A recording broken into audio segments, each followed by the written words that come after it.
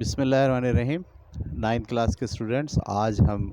سورہ انفال کی آیت نمبر 24 اور 25 کا مطالعہ کریں گے۔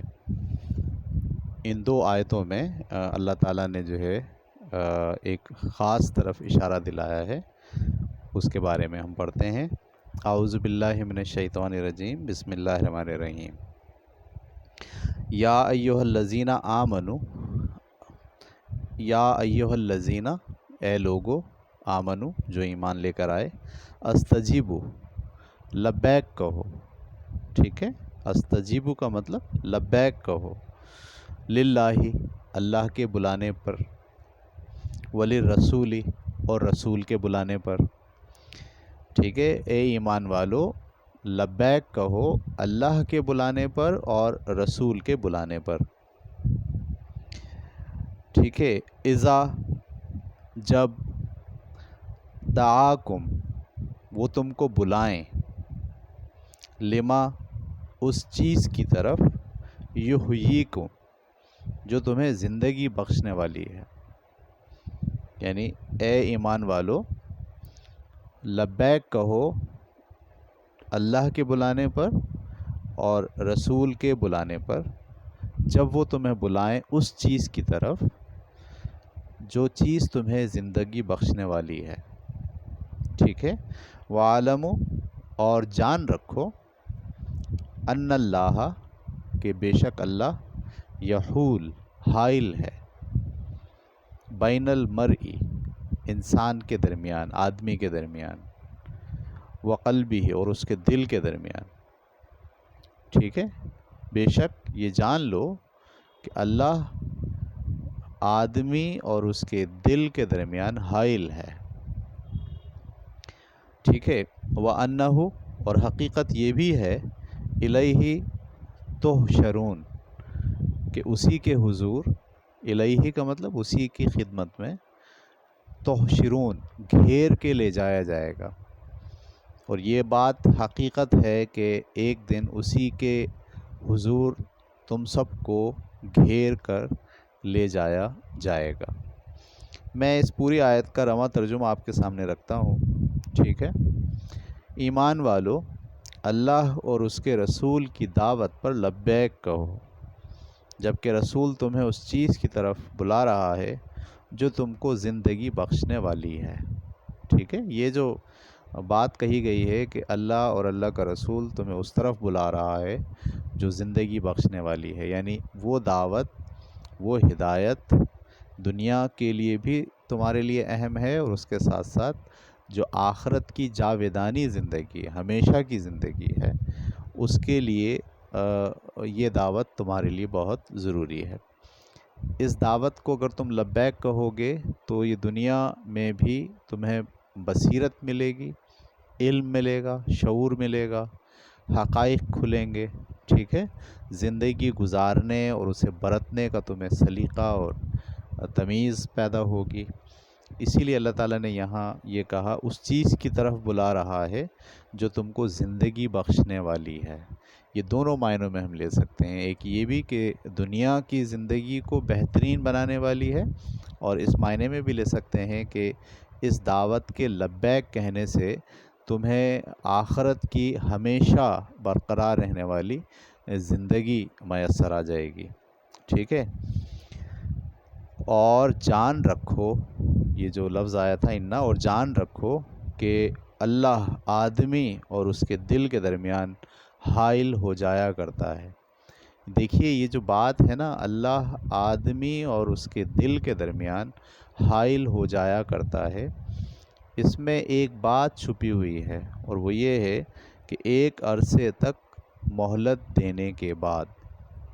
ٹھیک ہے، یہ اللہ تعالیٰ کا قانون ہے،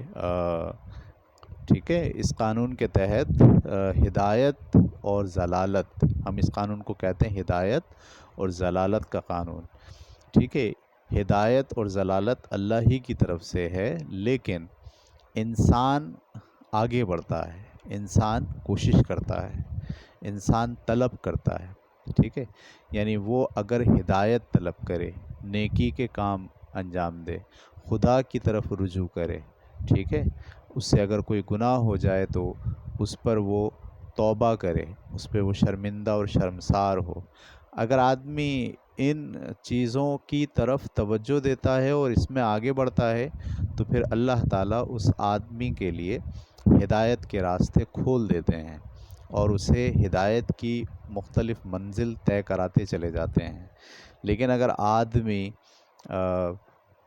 بدمعاش ہو جائے، وہ گمراہی اختیار کرنے کی ٹھان لے، وہ دوسروں کے جان اور مال اور آبرو کا کوئی خیال نہ کرے اور گناہ پر گناہ کیا چلا جائے اور اسے گناہ نہ سمجھے،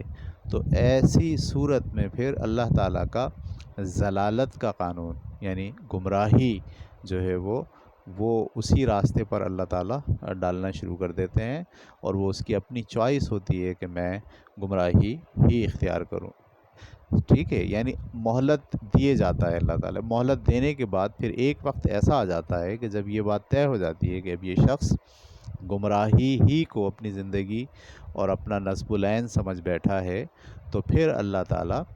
اس کے آدمی کے اور اس کے دل کے درمیان حائل ہو جاتے ہیں۔ ٹھیک ہے، سمن بکمن عمیٌ فہم لا یرجعون کی کیفیت ہو جاتی ہے، یعنی نہ وہ گونگا اور بہرا بن جاتا ہے، اس کو کوئی بات سنائی دی جائے تو وہ سمجھتا نہیں ہے، اس لیے کہ مہلت کا وقت ختم ہو جاتا ہے۔ تو یہاں یہ جو بات اللہ تعالیٰ نے بیان کی ہے کہ جان رکھو کہ اللہ آدمی اور اس کے آدمی اور اس کے دل کے درمیان حائل ہو جاتا ہے، تو اس میں ایک بات چھپی ہوئی ہے کہ ایک عرصے تک مہلت دینے کے بعد اللہ تعالیٰ آدمی اور اس کے دل کے درمیان حائل ہو جاتا ہے، پھر اس کو ہدایت نہیں ملتی، پھر اس کو نیکی کی کوئی بات سمجھ میں نہیں آتی۔ ٹھیک ہے، یہ تھی پہلی آیت۔ میں دوبارہ سے آیت آپ کے سامنے پڑھتا ہوں، ٹھیک ہے، پھر ہم دوبارہ سے اس کا ایک رواں ترجمہ پڑھیں گے تاکہ آپ کے ذہن میں آ جائے۔ بسم اللہ الرحمن الرحیم۔ یا ایھا الذین آمنو، اے وہ لوگو جو ایمان لائے، استجیبو لبیک کہو، للہ جب اللہ تمہیں بلائے، وللرسول اور جب رسول تمہیں بلائے، اذا پر جب اذا دعاکم وہ تم کو بلائیں، لما یحییکم اس چیز کی جانب جو تمہیں زندگی بخشنے والی ہے، وعلموا اور جان رکھو ان اللہ یحول اللہ تعالیٰ حائل ہو جاتا ہے، بین المرئی آدمی کے اور والقلب ہی اور اس کے دل کے درمیان اللہ حائل ہو جاتا ہے، وانہ اور یہ بھی حقیقت یاد رکھو، الیہ کہ اس کی بارگاہ میں لے جایا جائے گا، تحشرون گھیر کے لے جایا جائے گا۔ ٹھیک ہے، میں اس کا رواں ترجمہ دوبارہ آپ کے سامنے پڑھتا ہوں۔ ایمان والو اللہ اور اس کے رسول کی دعوت پر لبیک کہو، جبکہ رسول تمہیں اس چیز کی طرف بلا رہا ہے جو تم کو زندگی بخشنے والی ہے، اور جان رکھو کہ ایک عرصے تک مہلت دینے کے بعد اللہ آدمی اور اس کے دل کے درمیان حائل ہو جایا کرتا ہے، اور یاد رکھو کہ ایک دن اسی کی طرف سمیٹے جاؤ گے، یعنی ہانک کے اسی کی طرف لے جائے جاؤ گے، یعنی حشر کے دن، قیامت کے دن۔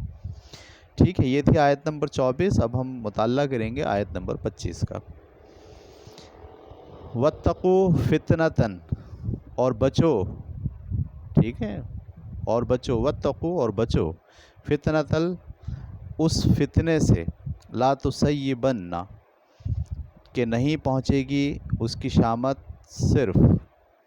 الذین ان لوگوں کے لیے ظلموا جو ظالم ہیں۔ بچو اس فتنے سے کہ نہیں پہنچے گی اس فتنے کی شامت صرف ان لوگوں تک جو ظالم ہیں، منکم تم میں سے، خاصتاً بطور خاص،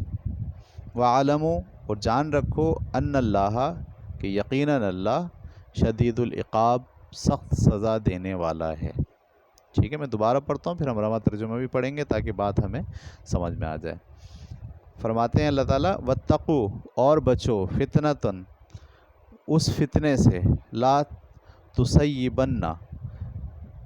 کہ نہیں، لا کا مطلب نہیں، تصیبن نہیں پہنچے گی اس کی شامت، یعنی اس کا اثر نہیں پہنچے گا صرف الذین ان لوگوں تک، ظلموا جو ظالم ہیں، منکم تم میں سے، خاصتاً خصوصی طور پر،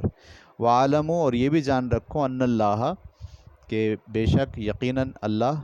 شدید العقاب سخت سزا دینے والا ہے۔ ٹھیک ہے، اس کا رواں ترجمہ کیا ہے؟ اللہ تعالیٰ فرماتے ہیں اس فتنے سے بچو جو خاص انہی لوگوں کو لاحق نہیں ہوگا جو تم میں سے ظلم کے مرتکب ہوئے ہیں، اور جان رکھو کہ اللہ سخت سزا دینے والا ہے۔ ٹھیک ہے، یعنی اللہ تعالیٰ جو ہے وہ کہہ رہے ہیں اس فتنے سے بچو۔ دیکھیں یہ کس فتنے کی طرف اشارہ ہے؟ یہی جو آپس میں تلخی ہے اور بیت جو غنیمت ہے، مال غنیمت، اس کے موقع پر جو احساسات لوگوں کے پیدا ہو گئے ہیں، جس کے ذریعے سے فتنہ کھڑا ہو سکتا ہے اگر اس کو حل نہیں کیا جائے، تو اللہ تعالیٰ فرماتے ہیں اس فتنے سے بچو جو خاص انہی کو لاحق نہیں ہوگا جو تم میں ظلم کے مرتکب ہوئے ہیں، اور جان رکھو کہ اللہ سخت سزا دینے والا ہے۔ یہاں اس بات کی طرف بھی ایک جنرل اشارہ بھی موجود ہے کہ جب سخت سزا کا فیصلہ اللہ تعالیٰ کرتے ہیں، عذاب کا فیصلہ کرتے ہیں رسول کی موجودگی میں، تو وہ عذاب صرف انہی لوگوں تک محدود نہیں رہتا جو ظالم تھے، بلکہ اس کے لپیٹ میں بہت سارے لوگ آ جاتے ہیں۔ اس لیے اللہ تعالیٰ جو ہے وہ تنبیہ فرما رہے ہیں کہ بچو، خاص بچو اس فتنے سے۔ ٹھیک ہے، اچھا، فتنہ کا مطلب یہ بھی اگر آپ اس کو اب اپنے زمانے میں لے کر آئیں تو پھر یہ ہے کہ ہم میں سے ہر شخص جو ہے وہ امر بالمعروف اور نہی عن المنکر کا کام انجام دیتا رہے۔ امر بالمعروف اور نہی عن المنکر کا مطلب یہ ہوتا ہے کہ برائی سے ہم روکیں اور نیکی کی طرف دعوت دیں۔ ٹھیک ہے، تو جب تک ایسا نہیں ہے کہ میں صرف اپنی نماز پڑھ رہا ہوں اور میں نیک کام کر رہا ہوں تو میں کسی بھی عذاب کے معاملے سے آسانی سے بچ جاؤں گا۔ اللہ تعالیٰ نے اس آیت کے اندر جو ہے وہ کہا ہے کہ جب فتنہ پھیلتا ہے اور اس کے نتیجے میں برائی آتی ہے، خرابی پیدا ہوتی ہے، تو اس خرابی سے کوئی بھی نہیں بچ سکتا۔ اور یہ جو آیت خصوصی طور پر ان لوگوں سے مخاطب ہیں، ان کو تو یہ بات کہی جا رہی ہے کہ بات دراصل یہ ہے کہ اب رسول تم میں موجود ہے، اور خدا کا عذاب اگر نازل ہوگا تو وہ صرف انہی لوگوں پر نازل نہیں ہوگا جو ظالم ہیں، بلکہ اس کے لپیٹ میں سارے لوگ آ جائیں گے۔ محمد صلی اللہ علیہ وسلم کی ایک حدیث ہے، اس میں بھی آپ صلی اللہ علیہ وسلم نے اسی طرف اشارہ فرمایا ہے کہ جو تمہارے کنٹرول میں لوگ ہیں، ٹھیک ہے، کہ تم میں سے کوئی شخص اپنے دائرہ اختیار میں لوگوں کو کسی برائی کا ارتکاب کرتے ہوئے دیکھے، تمہارے دائرہ اختیار میں جو لوگ ہیں اس کو اگر برائی کا ارتکاب کرتے ہوئے دیکھے تو اسے چاہیے کہ ہاتھ سے اس کا ازالہ کرے، پھر اگر اس کی ہمت نہ ہو تو زبان سے، اور اگر یہ بھی ہمت نہ ہو تو پھر دل سے اس کو برا جانے۔ یہ ایمان کا سب سے کم درجہ ہے، یعنی آپ کے دائرہ اختیار میں جو لوگ ہیں اگر وہ کسی برائی کا ارتکاب کر رہے ہیں تو آپ کی ذمہ داری ہے کہ آپ اسے ہاتھ سے روکیے، اگر آپ ہاتھ سے نہیں روک سکتے تو زبان سے روکیے، اور اگر آپ زبان سے بھی نہیں روک سکتے تو کم از کم اسے دل میں برا سمجھیے۔ یہ امر بالمعروف اور نہی عن المنکر ایک جرنل رول ہے، ٹھیک ہے، جو ہم اس آیت سے اخذ کر کے اپنے لیے استعمال کر سکتے ہیں، لیکن آیت جہاں رکھی ہوئی ہے سورہ انفال میں، وہاں ان کے مخاطبین مسلمان ہیں، ٹھیک ہے، جن کو تنبیہ فرمائی جا رہی ہے کہ فتنے سے بچو۔ ٹھیک ہے، یعنی محمد صلی اللہ علیہ وسلم تمہارے درمیان ہیں، اور اس طرح کا فتنہ پیدا کرنے کی کوشش نہیں کرو، کیونکہ جب عذاب خدا کی جانب سے نازل ہوگا تو اس میں صرف وہی لوگ عذاب کا شکار نہیں ہوں گے جو خصوصی طور پر فتنہ پیدا کر رہے تھے، بلکہ بہت سارے اور لوگ بھی اس کی زد میں آ جائیں گے۔ یہ تھی جناب ہماری اسٹڈی آیت نمبر 24 اور 25 کی۔ میں ایک بار پھر رواں ترجمہ پڑھ دیتا ہوں پوری دونوں آیت کا آج کے سبق کے خلاصے کے طور پر۔ بسم اللہ الرحمن الرحیم۔ ایمان والو، یہ آیت نمبر 24 تھی۔ ایمان والو، اللہ اور اس کے رسول کی دعوت پر لبیک کہو، جبکہ رسول تمہیں اس چیز کی طرف بلا رہا ہے جو تم کو زندگی بخشنے والی ہے، اور جان رکھو کہ ایک عرصے تک مہلت دینے کے بعد اللہ آدمی اور اس کے دل کے درمیان حائل ہو جایا کرتا ہے، اور یاد رکھو کہ ایک دن اسی کی طرف سمیٹے جاؤ گے۔ یہ آیت نمبر تھی 24 اور اس کے بعد آیت نمبر 25 میں پھر اللہ تعالیٰ کیا فرماتے ہیں اس پوری جماعت سے، اس فتنے سے بچو جو خاص انہی لوگوں کو لاحق نہیں ہوگا جو تم میں سے ظلم کے مرتکب ہوئے ہیں، اور جان رکھو کہ اللہ سخت سزا دینے والا ہے۔ ٹھیک ہے، تو آج کی کلاس ہم یہیں تک رکھتے ہیں، آیت نمبر 24 اور 25۔ انشاءاللہ اگلی کلاس میں ہم اس کا اگلا حصہ جو گروپ آیت کی شکل میں بنے گا وہ ہم آپ کی خدمت میں پیش کریں گے۔ اللہ حافظ۔